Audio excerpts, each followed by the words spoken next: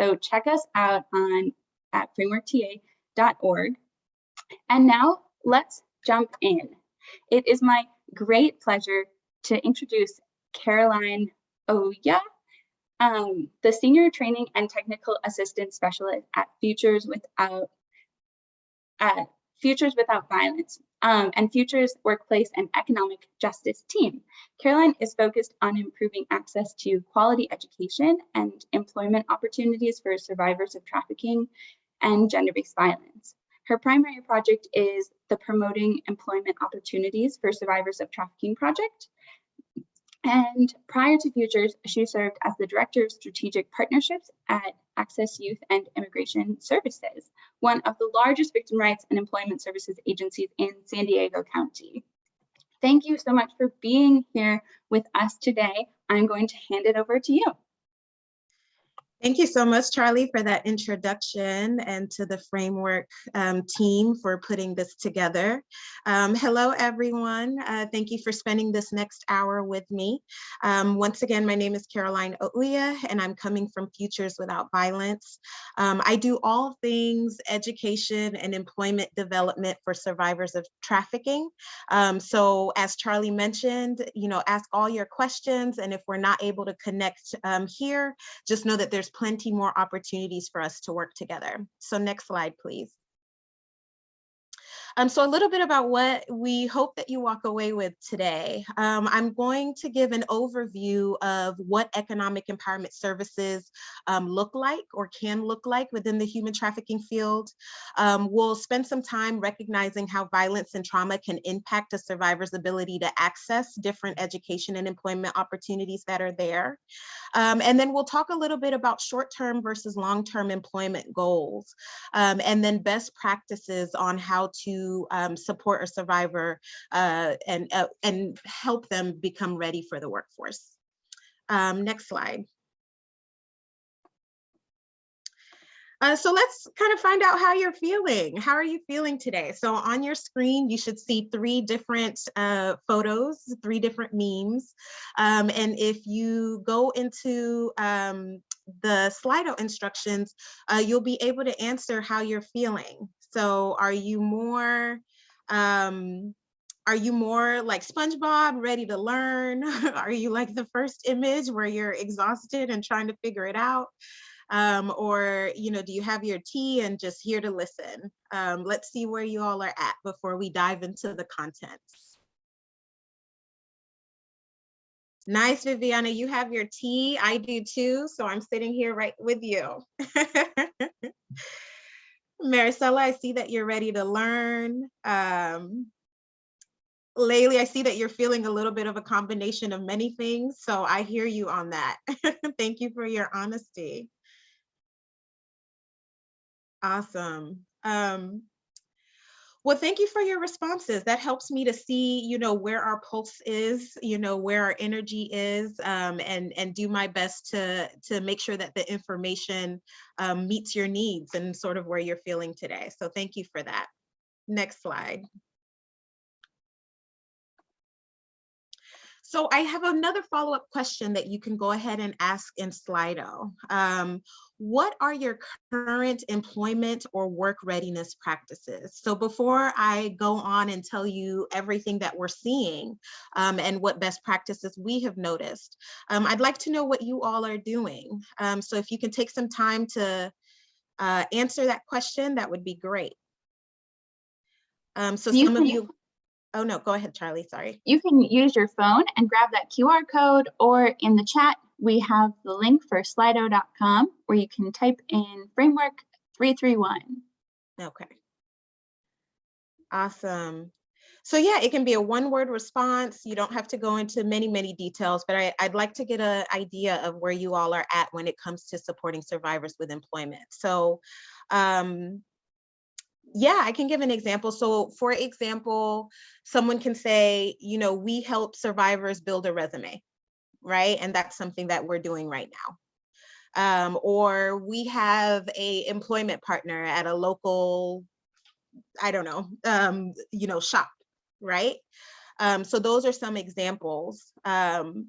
but I'd like it to be more intimate towards what you're doing in your agency. So I see that you help with resumes and interview prep. There's quite a few of you that say you're not quite sure. Lourdes, in the chat, you say you provide emotional support. I think that's huge. And we'll talk a little bit more about that. So thank you. You help connect survivors with other agencies, offering handouts. We're researching and building collaborations. We refer to a task force that works with survivors of trafficking and gaining employment. Job searching, interview clothing. Awesome. So it looks like many of you are already doing some amazing things. It looks like some of you are not quite sure what you're doing that helps in this area. And so we hope that each of you, regardless of what you're offering, will find something that makes your programmings even more strong. And prep with them to think about what might be scary. I think that's a good point that we'll talk about a bit. We support through our hotline and do referrals. And then helping with housing through case management. So awesome, these are all great examples and are definitely a part of the process of supporting a survivor with employment and work readiness. And so as we continue to talk through this, please bring your ideas into the chat box because you all are experts as well in your own right. And so we hope that this is a back and forth sort of exchange. Next slide, please. So before we can talk about how to even prepare survivors for education and employment opportunities, we have to really look at what the impact of violence and trauma is on access to these opportunities that may be in the community. We also know that with labor trafficking, a lot of the victimization, a lot of the trauma and violence that individuals are experiencing have been related to employment, have been related to the workforce or different education opportunities that they've tried to pursue that end up being exploited. So that ends up making this process a bit more complicated. And so we'll talk a little bit about that. Next slide, please. So when we look at what the different challenges are for labor trafficking survivors, we know that a lot of trauma is work related. Having a boss that is, not paying well or not ensuring that conditions are safe. Having different occupational health challenges based on the nature of the labor that you're doing. There's also a lack of long-term employment or livable wages. A lot of opportunities end up paying very low or are, don't really support someone for a long period of time in the way that they desire. We also know that wage theft happens, illegal deductions from the paycheck. So with all of this understanding, it brings to the question, what do we need to focus on to help combat these challenges that are very specific to labor trafficking? Next slide. When we look at the impact of these types of violence and the trauma of being, a survivor of trafficking or a survivor of violence, we also know that a lot of our survivors we live in an intersectional way where we're impacted by many different systems. And so the way that that can show up in our ability to perform in our education and employment opportunities is that it impacts our ability to engage in the programs that are available. So I know some of you have maybe made those referrals to local workforce development agencies, and unfortunately, the survivor doesn't end up completing that program or has a hard time really focusing on what's being provided there. Or they drop out of the program and say, you know what, that's not the best fit for me. It's a little bit too much. Or they're working really hard to get through the program or through the employment opportunity, but their work performance abuse is being impacted. So that is, you can look at it through frustration and say, this person doesn't care. This person isn't valuing the type of connections that I'm trying to make for them. Or they don't really want to have a job or really have a better education. But what we really know is that those assumptions aren't true when you're dealing with a survivor. Violence and trauma end up impacting the way that we show up at work and the way that we show up in our education opportunities. Research has shown that, students who have experienced sexual harassment or violence are more likely to have a lower grade point average, or that survivors of violence report that fear and interference from an abusive partner or, an abusive, system, whatever that may be, impacts their ability to work. We also know that nearly 25% of individuals with a history of violence and abuse participate less in class or they withdraw from activities. And then 17% dropped out of training programs because of the actions of the abuse that they're experiencing. Or in this case, dropped out of the work opportunity that they have because that environment is no longer, helpful and for them. So it's important to know that the violence and trauma impacts the ability for someone to really take advantage of the employment and education opportunities that you are trying to support them with. So having a level of compassion and understanding is very important. And I think, Lourdes, you mentioning that you provide emotional support, and I know many of you provide emotional support, is a really key component to preparing a survivor for employment. And we'll talk a little bit more about how. Next slide. So overall, when you look at these conditions of labor trafficking, of victimization across many different ways, individuals end up having significant post-traumatic stress disorder, mental health challenges, and fear related to employment, fear related to money, or to being successful in education programs. And so the sense of a future that doesn't involve that level of victimization can be really hard to understand or to hold on to. And so it is our job as advocates, and as case managers and as individuals who are trying to make these connections to figure out how can we alleviate this stress and this fear that individuals are going through. Next slide, please. So before we can talk about how to do that, I would like all of you to have a good understanding of what employment prep can look like as a whole. And there's something that we call the 5 tiers or 5 key areas of economic empowerment or employment support. The first is crisis management. So you're really asking yourself, what barriers to learning and living does a survivor have? What fears are they holding on to about employment, about working with an employer that we need to address almost immediately? Is this individual have housing or food or a support system that can help them through that employment situation? How about transportation? Are they safe is essentially the question that you're asking when it comes to crisis management. So step one, before you're even able to focus on training or focus on skill building or even employment, is just crisis management and looking at what needs to be done for a person to feel safe enough to be able to take advantage of the opportunities that are available. The next tier of employment prep is career exploration. And unfortunately, in our field, this is not something that we spend a lot of time on, often because we're working in that crisis space and we have quick turnarounds for when we would like, or when the survivor would like to make sure that they are having all of the resources that they need.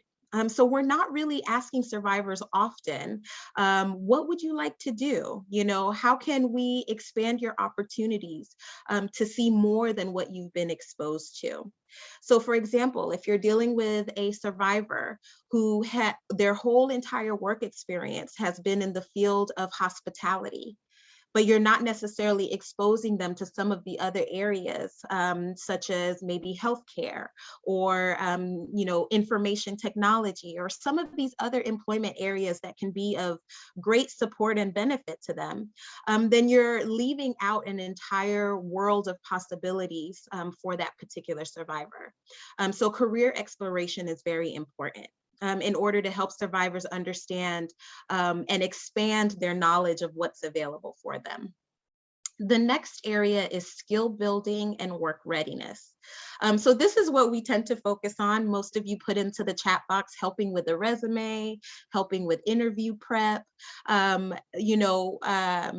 helping with getting clothing attire. But that piece is what skills would enhance and prepare a survivor for the workforce.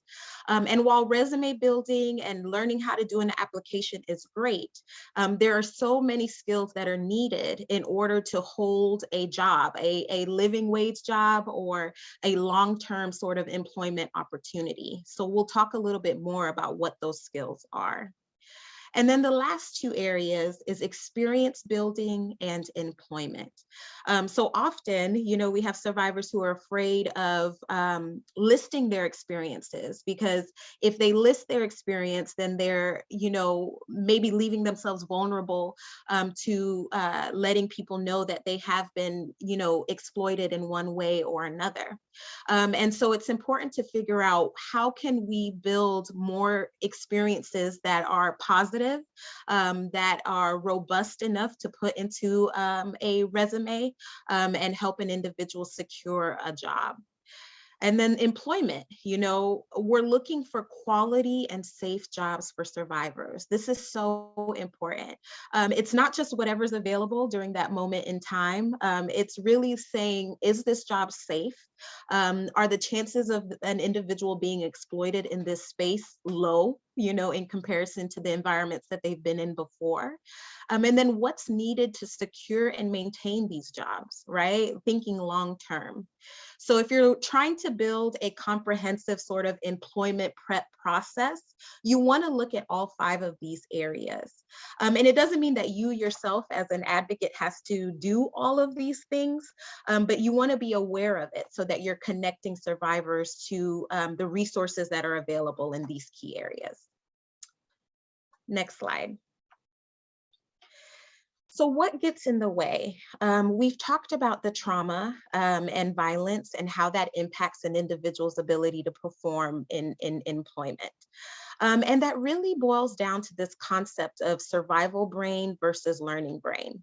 Whereas when you're in a learning brain, you're more open and curious, you're able to see the big picture, you're comfortable with uncertainty and relatively calm enough to take on some of these new experiences that are in front of you.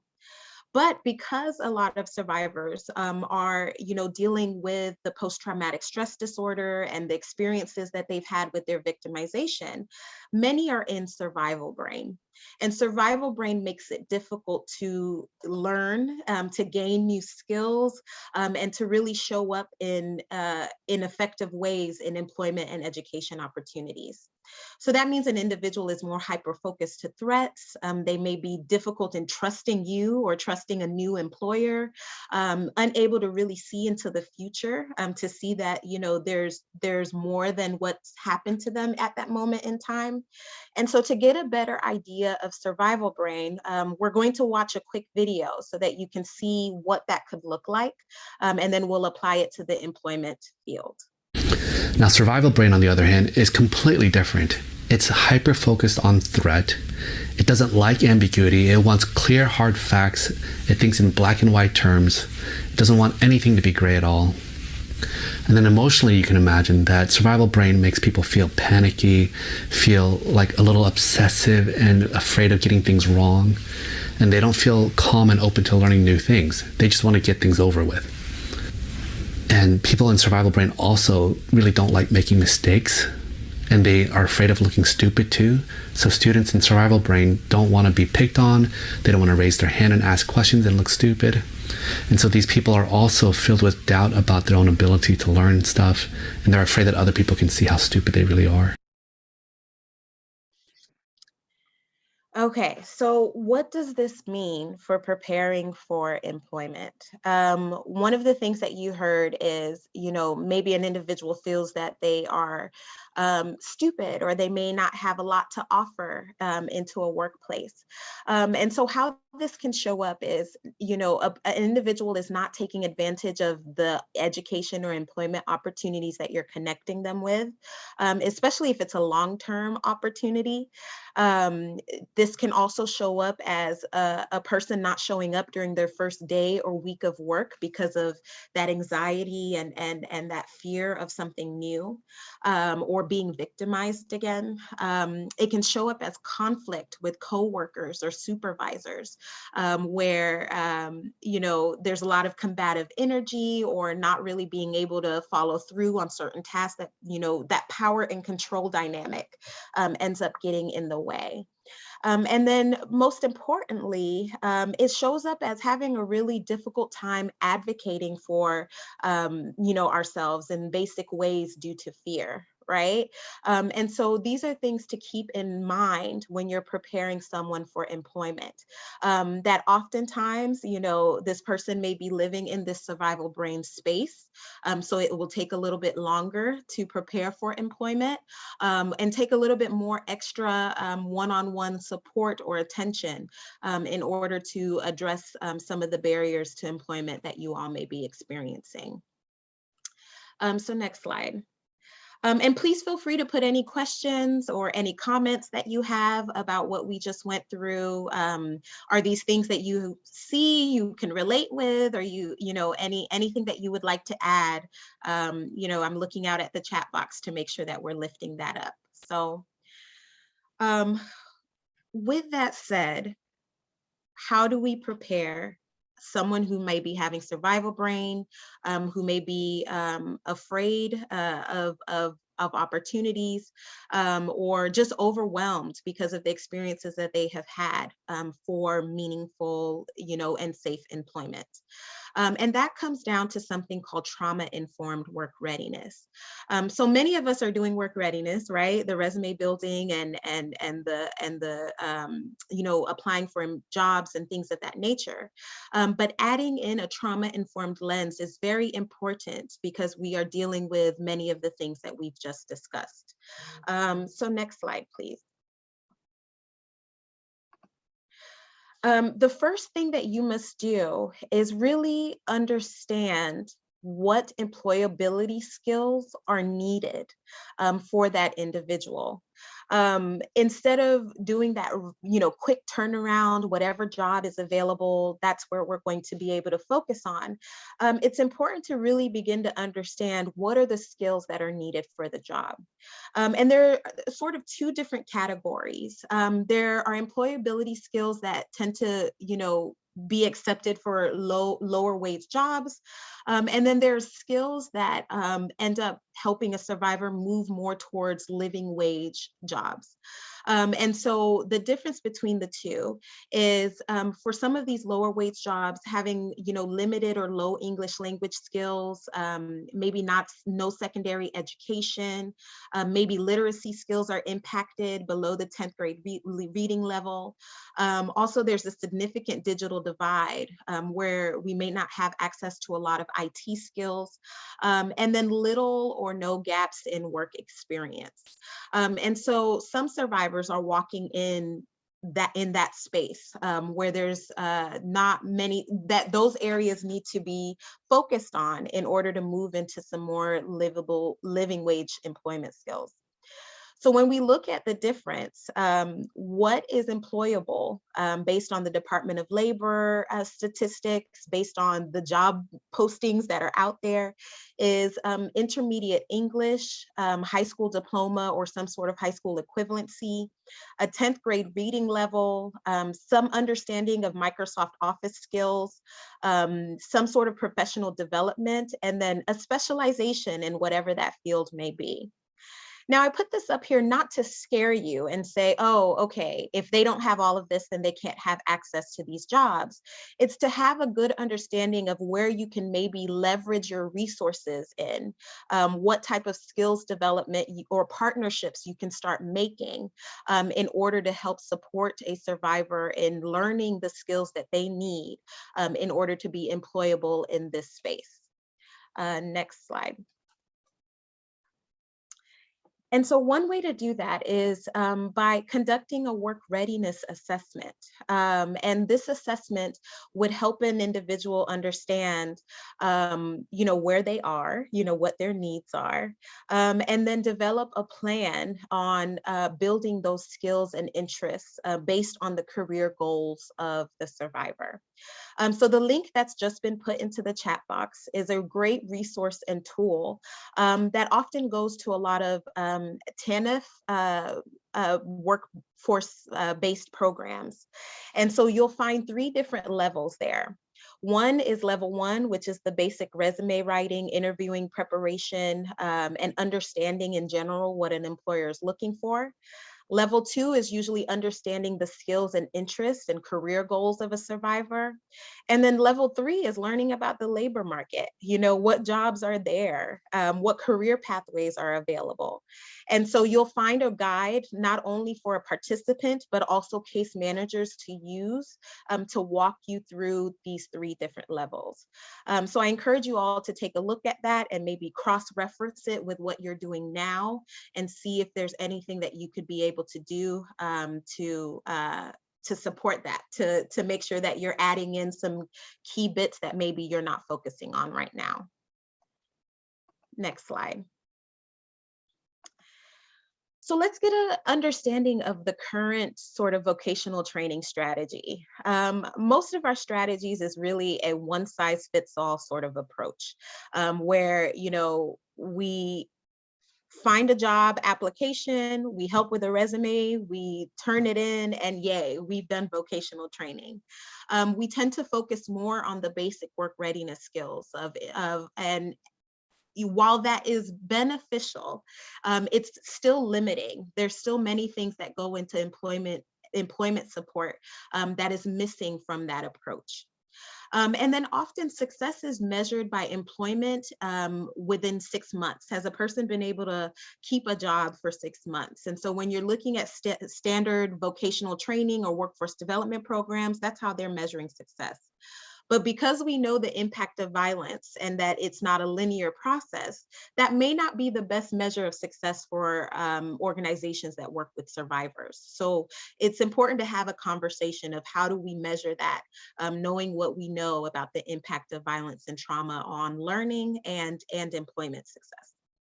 And then the last is that there's no clear process for accommodating barriers to learning or accommodating barriers to, being successful in the workforce.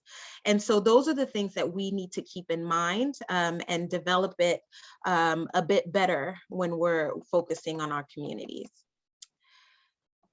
Next slide. So before I offer solutions, I have another question for you. So if you can go into the Slido chat box, what do you think would make the current work readiness trainings trauma informed? So I've talked about what the standard approach is. It tends to be basic. It tends to be one size fits all. What do you think is missing from those services to make it trauma informed based on all that I've said so far?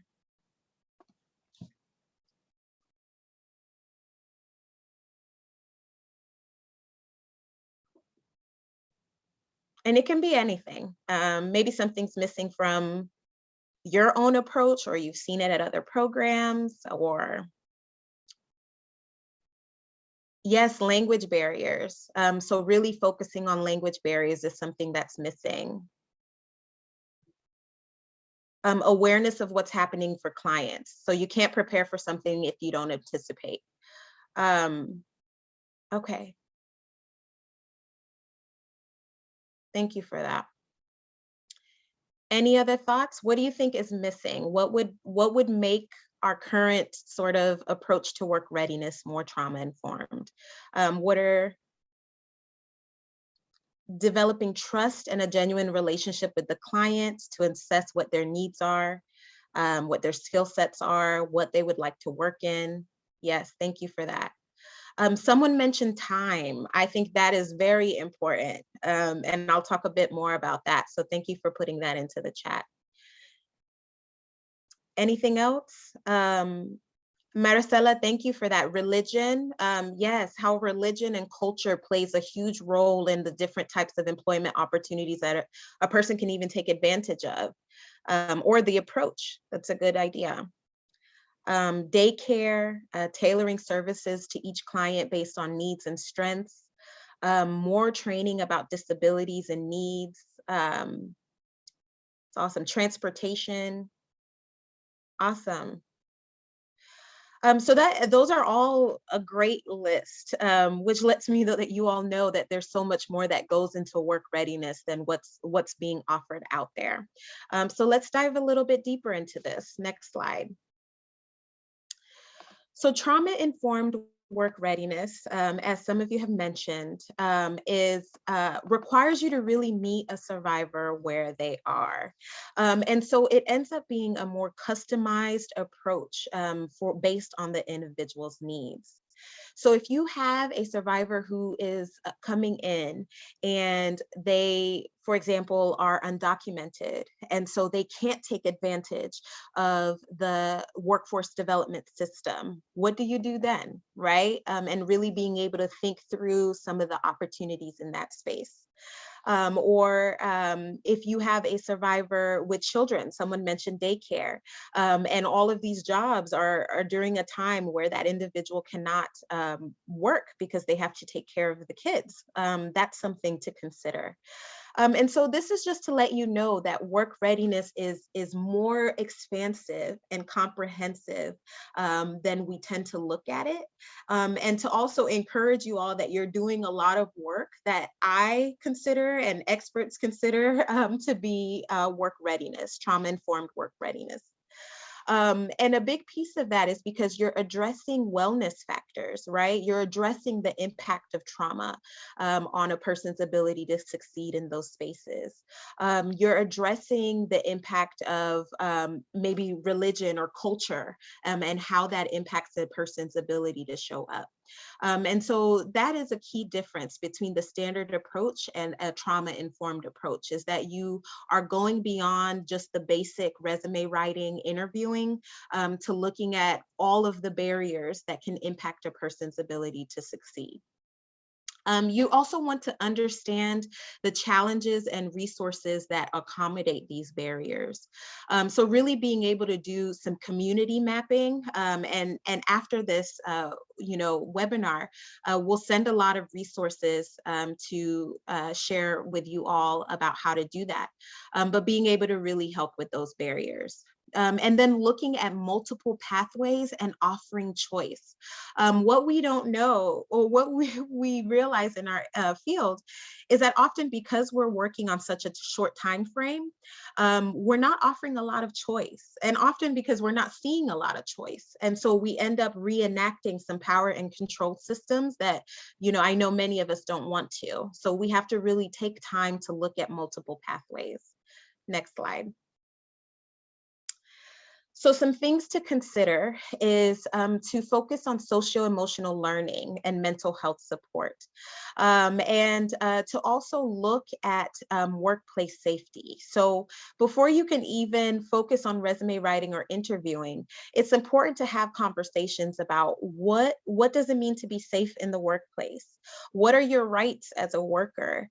What are the sexual harassment procedures and policies for some of the jobs that you're looking at?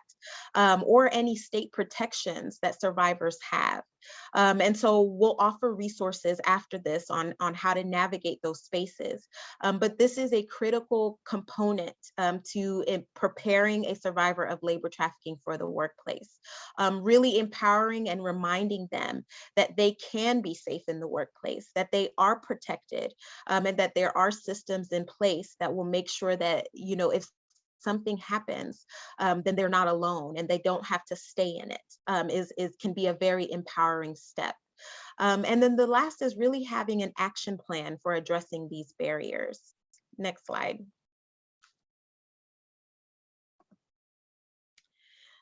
So in practice, it's really, asking those questions. What are you good at? What do you like to do? What are your interests? What would make you feel safer at work? Practicing grounding exercises so that if a person is triggered in the workplace, that they're able to navigate that. And role playing, a lot of role playing. If this happens, then what will you do, right? And walking your way through that. How would you handle this situation? The more that you're practicing it before it occurs, the more empowered a survivor is. And I believe someone put into the Slido that awareness is very important, and that's one way to work through it. And then the last is to vet employers, looking at the reputation of that employer. And if they have a reputation that isn't safe, deciding not to partner with them or send individuals in that area. And so there's a link in the chat box that's called Workplaces Respond.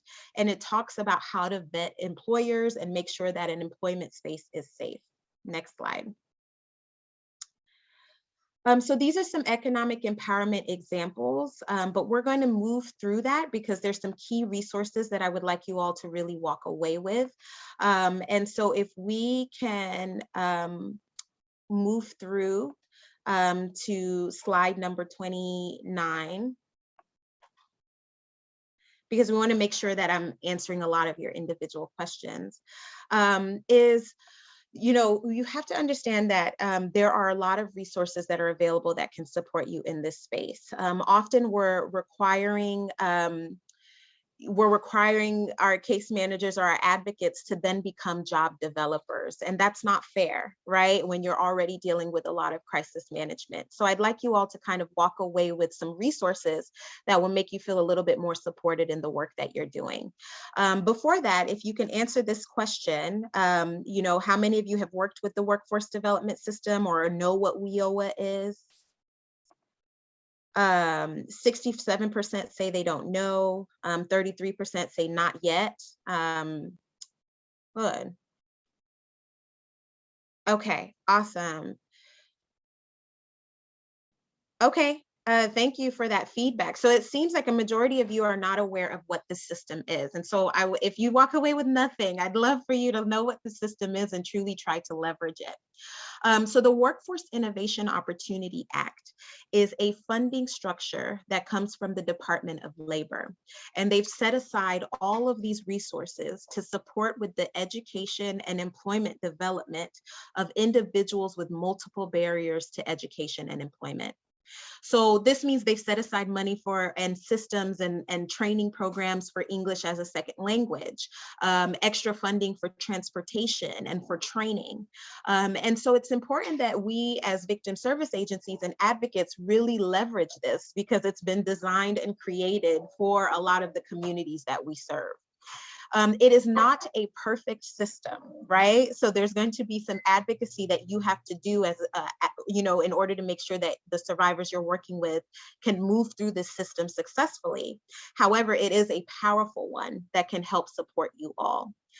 So if you click on the link that has been placed in the chat box, it has a database that you can go in and put your location, and it will let you know who are the agencies or organizations in your area that provide these services.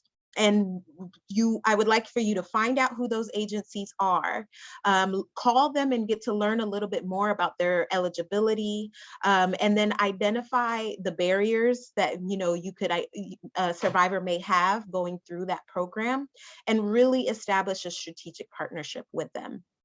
The beauty about this particular funding structure and education structure and employment structure is that there's also some stipulations that if you are a survivor and you are undocumented or you're in the process of documentation because as a result of the trafficking that you've experienced, you can still access a lot of these resources.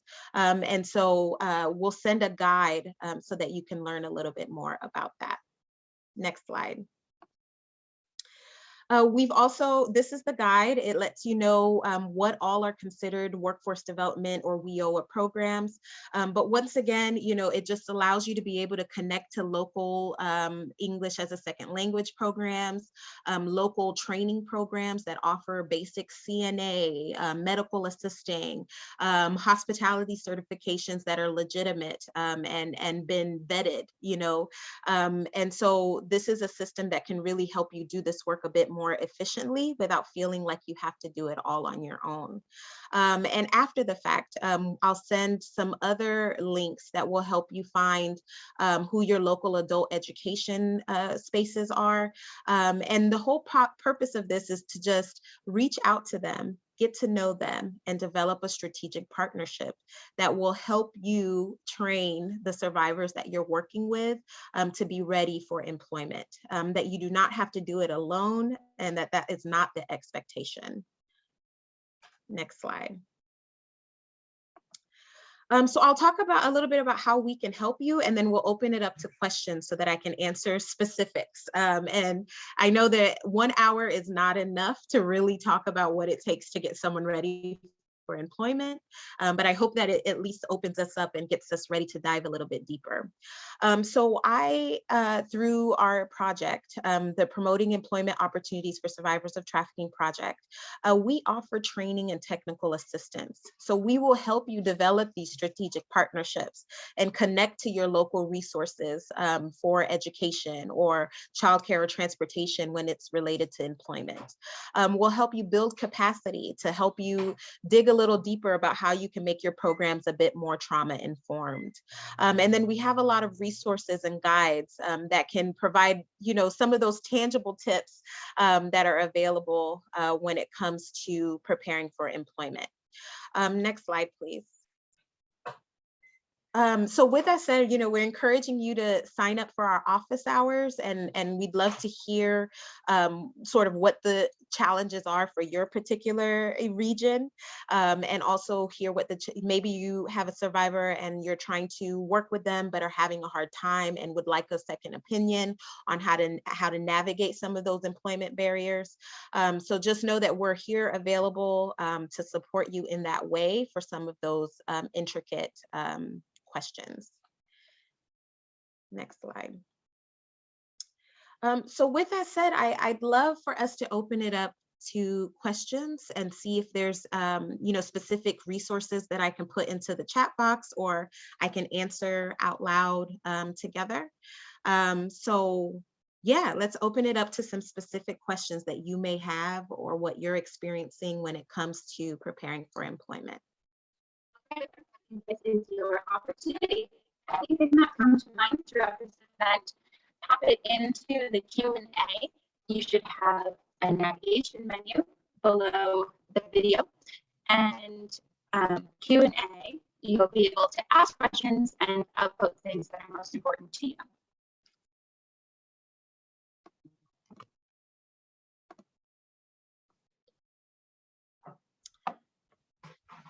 Or I could say, what is a challenge that you're trying to navigate right now in your area? And I can offer some insight. So just to make it a bit more specific. So we recently had an advisory panel meeting where we discussed this fantastic event, and our survivor members were very excited and shared personal experiences of how they have been triggered in the workplace. For people on the call who might not have access to a panel, what are some ways that they can learn about how to anticipate what might come up for survivors of labor trafficking in the workplace? Mm-hmm. So, if you don't have a panel, the first thing that I'll say about that is that you have to trust that the survivors that you're working with are experts in their lives and their lived experiences and what they're going through. And so, spend a lot of time really getting to know, your community and asking them, what have you been struggling with? What are you afraid of, right? Like, what are you afraid of when it comes to employment, or what have you experienced before? And using that knowledge to help you understand better some of those challenges that are happening. We also encourage you, and I am going to butcher their name, unfortunately, but there is a training and technical assistance group that focuses on trauma-informed practices and really walking through what some of those triggers or challenges could be. So after the fact, I'll send that over to Charlie and the team, and they'll be able to send that in our after space. And then the last is, through this workforce development system, there are workforce boards that spend a lot of time studying the challenges that are going on in different employment sectors. And so, you know, I'll send a finder once again on how you can find out who your local workforce board is. But that's a great place to go and ask them, what are the challenges you all are seeing in the workplace, you know, and using that to inform sort of what, you know, the work that you all are doing. So there's a lot of great information there. If there's a hand raised, I'll talk to you after, or feel free to pop your question into the Q&A. And otherwise, we have, if we're unable to find a position that fits our client skills or needs within our organization's own resources, where is the best place to go to find other opportunities that might fit them? Right.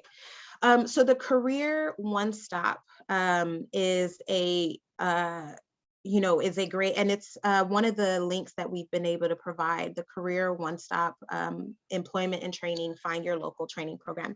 That is a great resource to find a place that might be a better fit for that survivor, because they're connected to the Department of Labor. They are working often on building relationships with employers in your community. So by being able to work with them, you'll find out who's hiring, what kinds of jobs are hiring, and have better access to some of those resources that are available. So yes, your local American Job Center is what that is, your local American Job Center. They usually operate as a one-stop, you know, drop-in center. But if you go in and build a relationship with them, they can be a lot more for your organization. And that would be a great place to start. All right, we had a question raised, so I believe we have a question from the audience.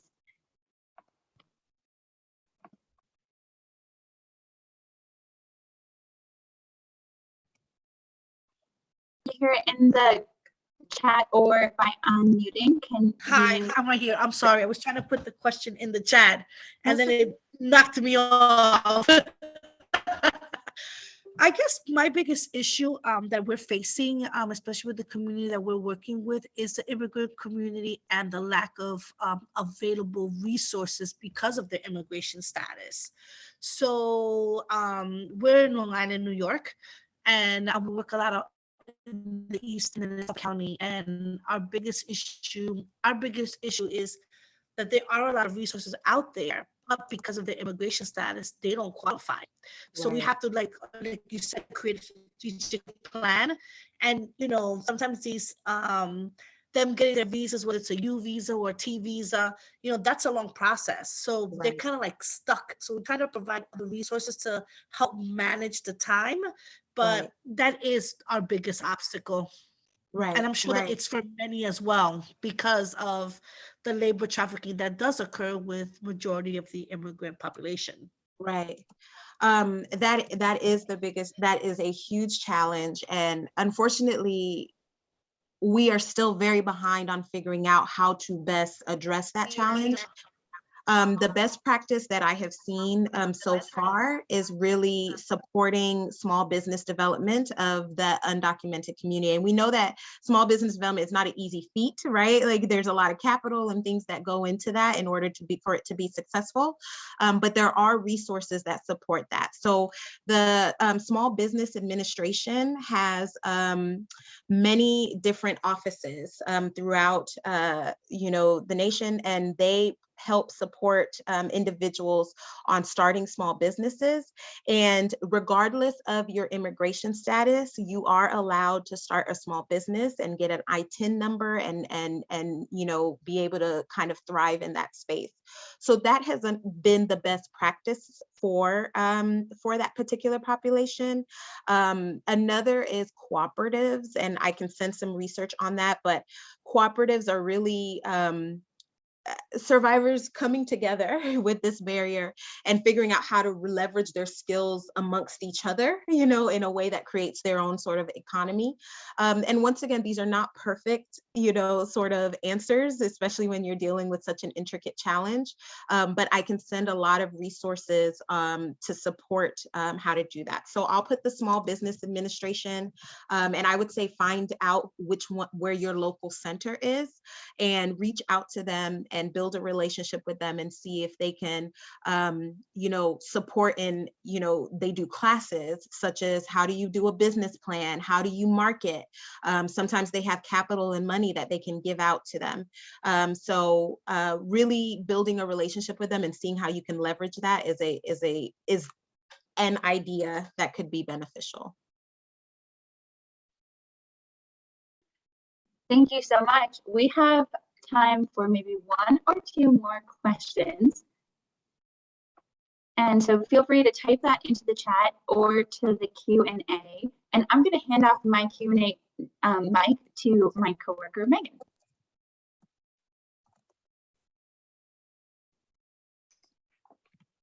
Hi, everyone. Just wanted to prevent some technical difficulties there. And while folks enter their final questions, again, anything we don't have time for today, we'll go ahead and send a follow-up so you get all of Caroline's responses. One of the things that's top of mind for me, thinking back to my old direct service days, was some of the challenges around developing relationships with employers. Those were some of the most fruitful avenues for connecting our clients with really quality employment opportunities that we could really tailor then our preparation to what exactly those employers needed. But it was so time intensive to develop those relationships. I wonder if you have any tips for where to start for folks that are thinking about doing that or enhancing the stuff that they're already doing in that area. Right.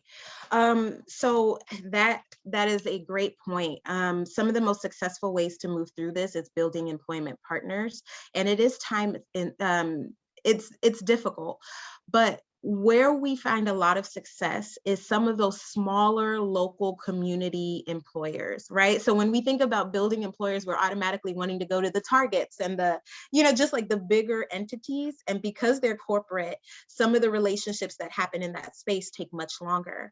However, if it's the mom and pop, you know, shop down the street that's looking for someone to be a cashier or looking for someone to make smoothies, or if it's the, you know, tailor, you know, who's looking for just, you know, an apprentice, right? It's really by walking into those small local businesses, building a relationship with them. And it's much easier to find a way to open up opportunities for survivors that way than trying to focus on some of these larger entities.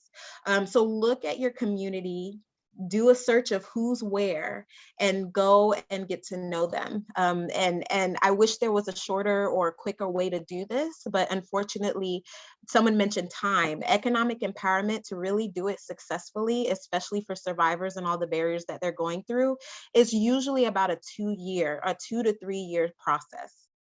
You know, if we're being really honest about that. And I know sometimes we're not afforded that luxury of 2 to 3 years, but starting small and looking at some of those small partnerships you can make, small employers, is one way to walk around that particular challenge. So if you have questions about that, or you would like to, you know, work through a strategic partnership plan with employers or local resources, don't hesitate to reach out to us. And we'd love to sit with you and talk through that more. Perfect. Thank you so much, Caroline. And I encourage everybody to take advantage of that opportunity through Futures and Caroline and her colleagues there for additional ongoing support on this topic. We have up on the screen a couple of upcoming framework events to continue the conversation around supporting survivors through labor trafficking service delivery, our Naming and Healing from Trauma event coming up in April, and a financial planning webinar in May. And so I want to thank you again, Caroline, for your time and wisdom and expertise. I know I'm walking away with a lot of new tips, and wonder if you have any just concluding thoughts you want to leave people with on the top of their minds for the rest of the day. Partnerships.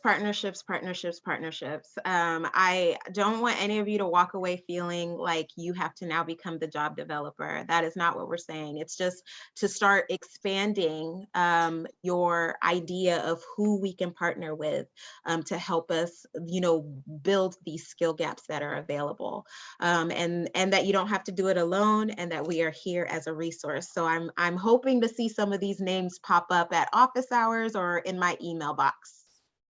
Love that. Thank you so much, Caroline. Thank you to everyone today for joining us. Please take a few moments just to fill out the satisfaction survey. We look at that really closely to improve all of our ongoing events. So please take a second for that and enjoy the rest of your days. Thank you, everyone.